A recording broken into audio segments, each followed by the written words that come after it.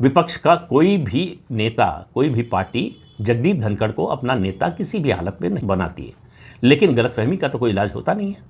उनको लग रहा था कि ऐसा हो सकता है। क्यों हो सकता है?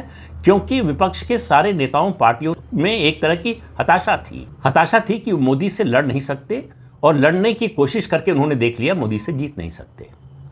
तो ऐसे में कोई, चाहे वो तात्कालिक उपाय ही हो, थोड़े समय के लिए हो, ऐसा व्यक्ति मिले, राजनीतिक घटनाक्रम ऐसा चले। और बहुत से लोगों के सामने उदाहरण वीपी सिंह का था, कांग्रेस से निकले और पूरे विपक्ष के नेता बन गए।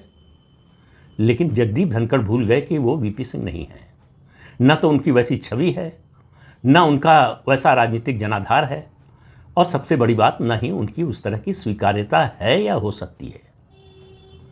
तो ये तथ्य सारे उन्होंने जो है नज़रअंदाज कर दिए। उन्हें लगा कि अब समय आ गया है जब मुझे प्रधानमंत्री नरेंद्र मोदी के नेतृत्व को सीधी चुनौती देनी चाहिए। लोगों से कहने लगे कि मेरा बड़ा अपमान होता है।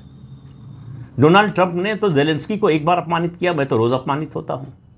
इतने बड़े संवैधानिक पद पर बैठकर इस तरह की बात अपनी ही सरकार के खिलाफ केवल जगदीप धनखड़ कर सकते थे, या वैसा कोई व्यक्ति कर सकता है। कोई भी व्यक्ति, कोई भी नेता संवैधानिक पद पर बैठा हो या ना बैठा हो, जो पार्टी छोड़ने का मन बना चुका हो या पार्टी के खिलाफ जाने का मन बना चुका हो। जगदीप धनखड़ उसी मोड में आ गए थे।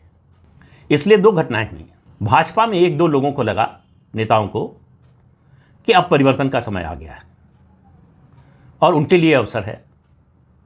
विपक्ष में कुछ लोगों को लगा कि अब ये सरकार अस्थिर होने जा रही है, इसके पास अपना बहुमत है नहीं, समर्थन पर टिकी है, और जो बात जून 2024 में विपक्ष नहीं कर पाया, फिर से उसका प्रयास करने का मौका आ गया है कि जो बड़े सहायक दल हैं उनको भाजपा से अलग किया जा सकता है।